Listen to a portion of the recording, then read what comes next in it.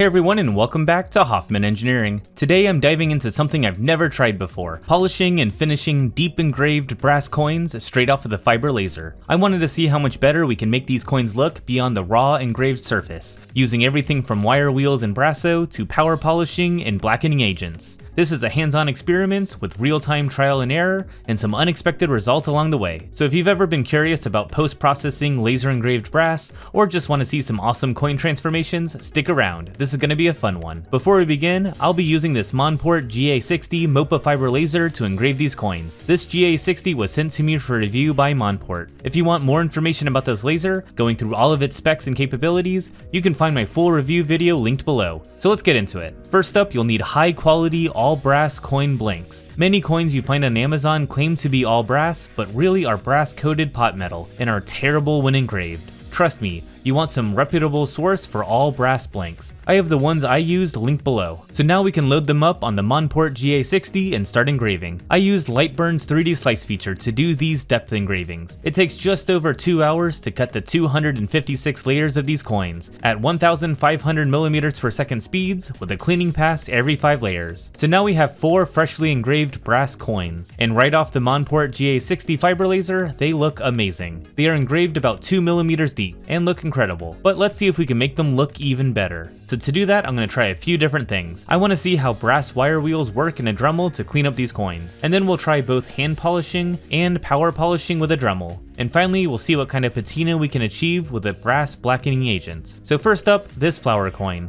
Let's start with a cup-shaped brass wire wheel. It's interesting to see how it flares out when spun in the dremel. I used light pressure to move the wire wheel over the surface. Initial results are very promising. It's doing a great job at cleaning up the surface. So I continued with the rest of the coin. After just a couple of minutes, the coin has a very shiny, uniform surface. The burrs on the rim of the coin have been knocked down, and the flat surfaces have had the dark raw laser finish removed. So now I use some Brasso polish and a microfiber cloth and manually polish the coin. Using a generous amount of polish, I spend the next few minutes rubbing the coin with a circular motion. Here's the end results. Not a huge difference from just the wire wheel, mostly just removing any dust left over from the wire wheel. Now onto the rotary wheels for polishing. Using more Brasso polish, I buffed the surface using the Dremel, and here I made my first mistake. The polishing wheels wear down very quickly, and I didn't realize that the cone-tipped one that I started with wore down to the mandrel. I was rubbing the metal mandrel against the brass, leaving deep scratches onto some of the flat surfaces. So I switched to another polishing pad and tried to buff out those scratches. Here are the end results about 5 minutes later.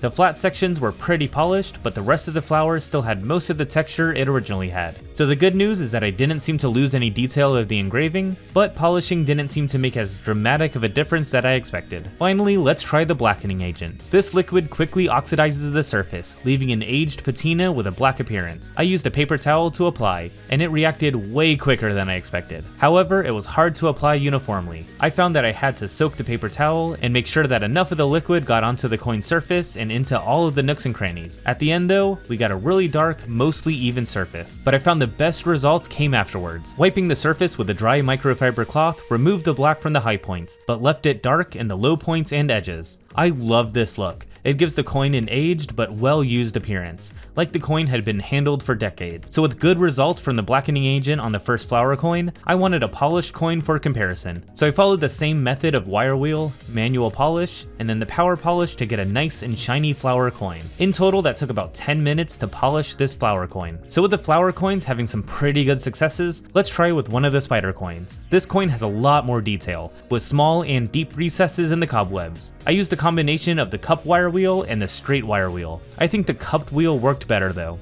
And here are the results from just the wire wheel. The surface is much more uniform than it was straight from the laser. And next up, manual polishing with Brasso and a microfiber cloth. It was harder to get in between all of the fine cobweb details. Here's the comparison between the hand polished coin and the original. It's a night and day difference. So next up, I wanted to skip the rotary polish and see what going straight to the blackening agent would do. And this was way more difficult to get an even surface. The blackening liquid would be pulled by surface tension into the small cobwebs. A manual polish afterwards didn't improve the situation. It removed some of the black on the high points, but the low points were very blotchy. I wasn't happy with that result, so let's try again with the spider. My theory is that the manual polish wasn't enough. We needed a more polished surface for the blackening agent to really work its magic. So let's go through the wire wheel and manual polish again on another spider coin. And this time I went through the dremel polishing step and really took my time. And the results look amazing. It has a much more even appearance. The high spots are nicely polished, and I think that it even got into some of the lower spots. So let's try and save that first blackened spider coin. Knowing that the dremel polishing worked well, I cleaned off as much of the black as possible manually, and then polished using more Brasso and the dremel. Eventually I got it mostly clean. The left coin is the one that was blackened and now polished, while the right coin is just the polished coin. And you can see that parts of the detail are still blackened on the left coin. This could be the final look if you wanted those details just subtly highlighted, but I wanted a darker look. So now that we are repolished, I used more of the blackening agent. I really let it soak in. I wanted a uniform black surface, and after completely covering the surface, I dried it off as much as possible. And then I used a microfiber cloth to buff away the black from the high points. So here are the final results. We have a polished version and a blackened version of each coin, and I love the look of these. My favorite is definitely the antique looking flower coin. The blackening really highlights the edges and gives an amazing appearance. I think that the more detailed the coin is, like with the spider design, the harder it is to get that weathered look. I ended up having to really darken the surface to get an even coating, but then it was too dark for the polishing afterwards to remove. For the more detailed designs, I think that the wire wheel and a power polish is perfect. For my own reviews of fiber lasers, I think that I'll start at least doing a quick wire wheel pass to knock off the dust and burrs. That allows the detail that the laser is able to achieve to show through,